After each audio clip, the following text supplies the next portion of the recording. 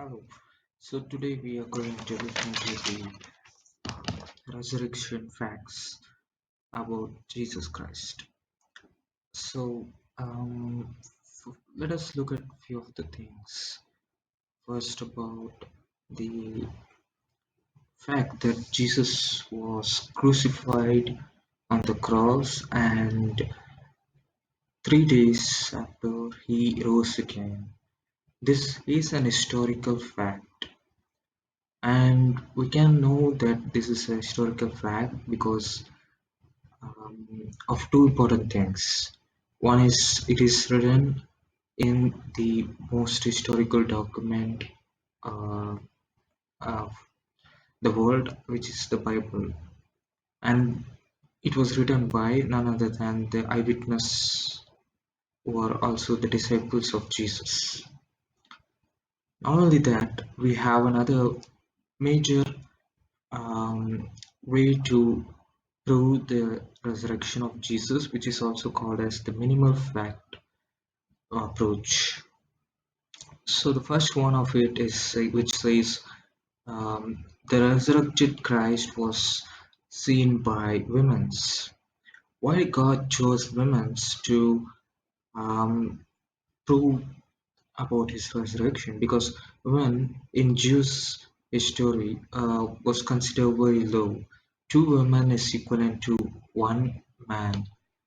So that is one fact. And also, when we look at the transformation of the disciples, which is another most important thing which we need to look into, and the other one is the willingness for what they know was true, willingness even to die for the sake of the faith, and the circumstantial evidence like the other facts like baptism, Lord's Supper, Sunday worship, everything is because of the resurrection of Jesus. In fact, when we see the Christian faith, as said by Apostle Paul in First Corinthians chapter 15, in fact, First Corinthians chapter 15 has the creed which date backs to the very time of Jesus' resurrection. Just 2 years after the resurrection, the creed was created and widely spread among the Jews in Israel. So when Paul writing to Corinthians also uses this, he uses also the fact that the resurrection is a most important fact for a Christian, because if Christ is not raised, we are still in our sins. And if we have faith only in this life, we are to be treated like any other. So also the creed in itself says as it was written. So the fact is that Jesus claimed that he will die and rise again on the third day. He gave the example of Jonah being in the belly of the fish, uh, to many other things which he related with. So we can see that as the circumstantial evidence. The other one is the missing motive. There was nothing for the disciples to hold on to this truth unless if it was the truth itself, because they're not going to get anything out of it.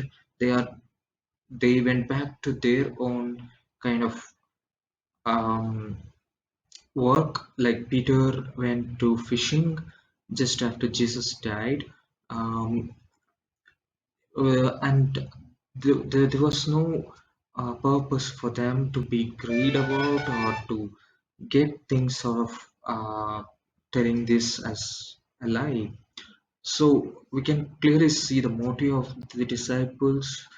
They were willing to give their life for a lie, which is not the right way to approach, because it was the fact that they saw when Jesus rose again that they were willing to give their lives.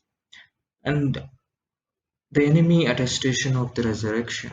In fact, we see the kind of protection, the security that was put outside the tomb was so enormous that the disciples or even any other person cannot easily take the body out from the tomb and claim Jesus to have risen again. So, in fact, enemies they try to create another theory out of the resurrection, which is um, they said, "Go and tell everyone that the disciples have stole the body, and that is how the body in the tomb is empty." And also, we see the multiple post-resurrection eyewitnesses.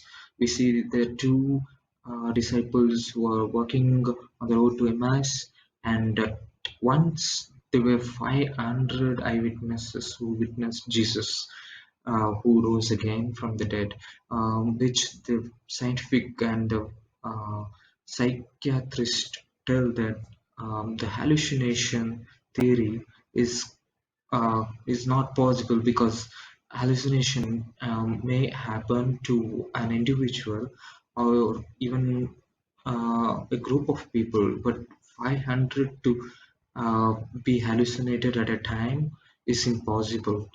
So, looking at these facts, we see that the resurrection of Jesus is true and it's the most historical fact.